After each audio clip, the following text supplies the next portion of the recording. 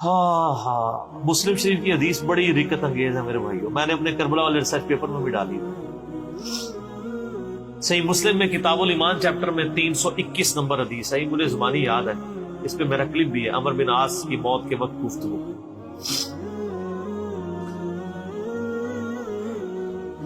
عبداللہ بن عمر بن عاص کہتے ہیں کہ میرے باپ کی جب موت کا وقت قریب آیا، عمر بن عاص کا، فاتح مصر، تو انہوں نے دیوار کی طرف منہ کر کے زارو قطار رونا شروع کر دیا۔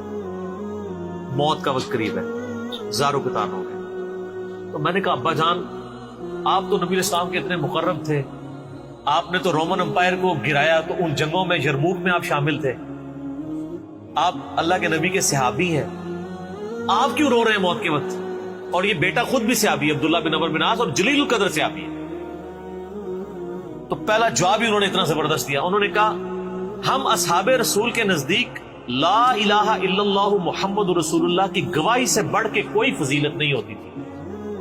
انہوں نے اپنی صحابیت کی فضیلت، جنگوں کی فضیلت دوسرے نمبر پہ کر دی، انہوں نے کہا اصل فضیلت کلمے کی فضیلت۔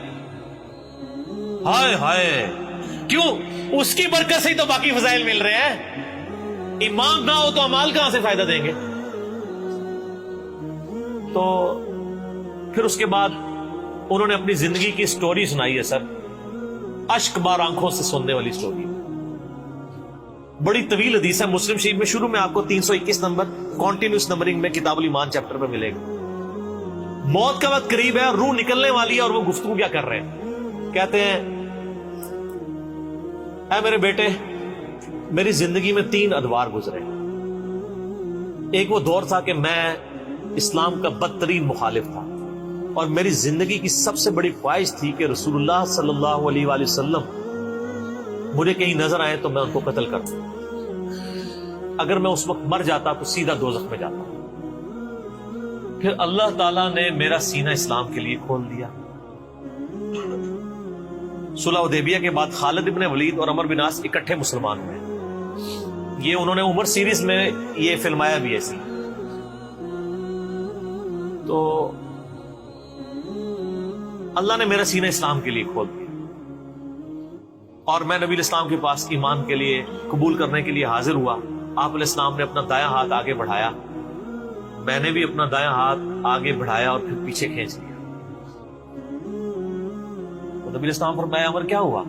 ہائے ہائے، عمر بن عاص کو تو پتا تھا میں نے جو کچھ کیا ہوا ہے،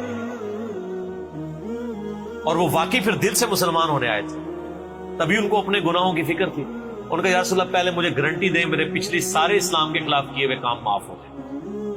آپ فرمایا عمر تجھے نہیں پتا، حج مبرور پچھلے کے سارے گناہوں کو معاف کر دیتا ہے، ہجرت کرنا اللہ کی راہ میں پچھلے کے سارے گناہوں کو معاف کر دیتا ہے، اور ایمان قبول کرنا پچھلے کے سارے گناہوں کو معاف کر دیتا ہے۔ 3 باتیں ارشاد۔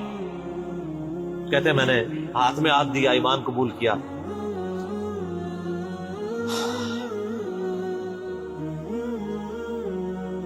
کہتے ہیں نبی علیہ السلام میرے لیے اتنے عزیز ہو گئے ایمان قبول کرنے کے بعد کہ میں نے کبھی بھی نگاہ بھر کے آپ کے چہرے کی طرف پوری زندگی نگاہ اٹھا کے نہیں دیکھا۔ اور اے میرے بچے، اگر تو مجھ سے پوچھے نا کہ نبی علیہ السلام کی شکل مبارک کیسی تھی، تو میں اس کے خد و خال بیان نہیں کر سکتا۔ آپ کے چہرے کی روب کی وجہ سے پھر پوری زندگی میں نے حضور کی طرف یوں کر کے ابھی آنکھیں بھر کے بھی نہیں آپ کو دیکھا، یعنی وہ اس کو بھی سمجھتے تھے کہ یہ نظروں سے میری گستاخی نہ ہو جائے۔ اگر میں اس وقت مارا جاتا تو سیدھا جنت میں چلا جاتا۔ پھر میری زندگی میں ایک تیسرا دور آیا،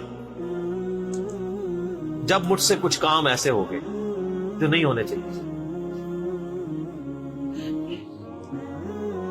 اب میں اللہ سے امید کرتا ہوں کہ اللہ تعالیٰ میرے گناہوں سے درگزر فرمائے، جب میں مر جاؤں تو میری لاش کے ساتھ کوئی نوحہ کرنے والی ساتھ لے کے نہ چلے، کوئی آگ روشن نہ کرنا،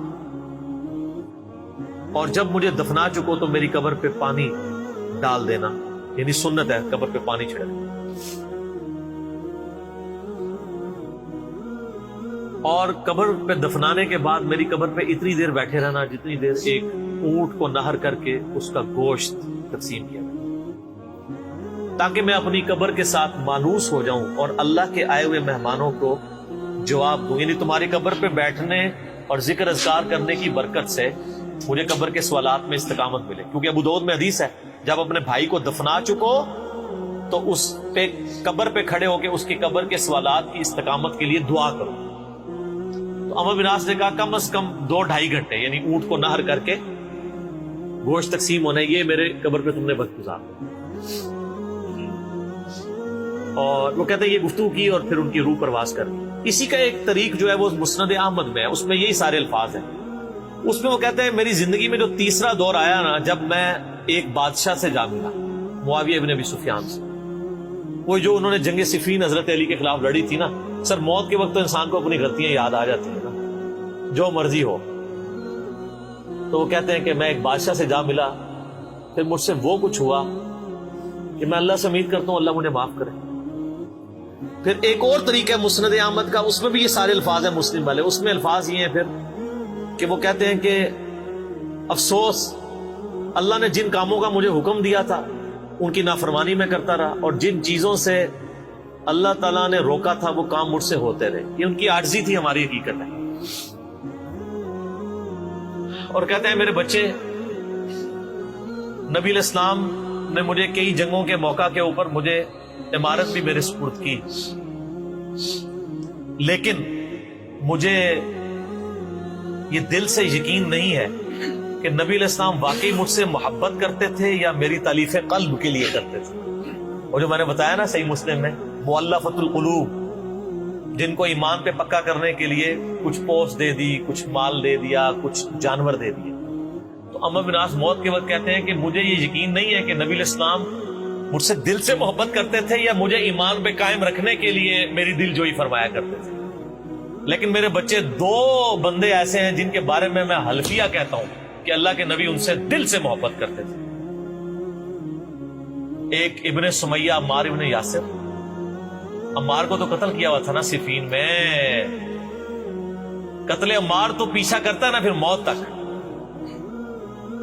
اور دوسرا ابن مسعود, ان سے نبی علیہ السلام دل سے محبت کیا, کیونکہ عمار ابن یاسر جنگ صفین میں قتل ہوئے تھے, حضرت علی کی طرف سے لڑتے تھے.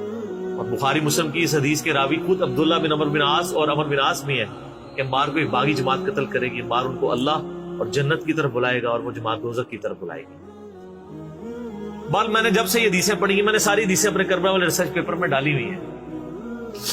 حضرت عمرو بن عاص کے بارے میں میرا دل بہت نرم ہو گیا کہ وہ آخری وقت میں ان کو چیزوں کا احساس ہو گیا تھا کہ ان سے چیزیں مس ہینڈل ہوئی, اور سب سے بڑی ان کی للائیت ہے کہ انہوں نے یہ چیزیں بیان کر دی اور وہ مسلم شریف میں آ گئی.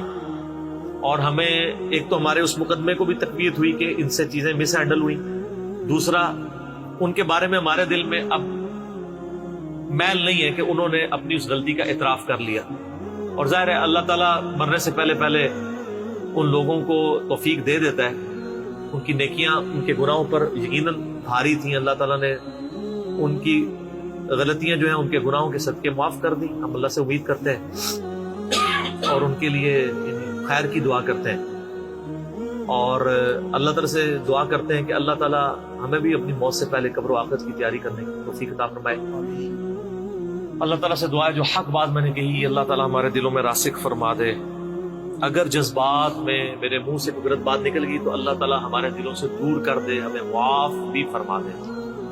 ہمیں کتاب و سنت کی تعلیمات پر عمل کر کے دوسرے بھائیوں تک پہنچانے کی توفیق عطا فرمائے.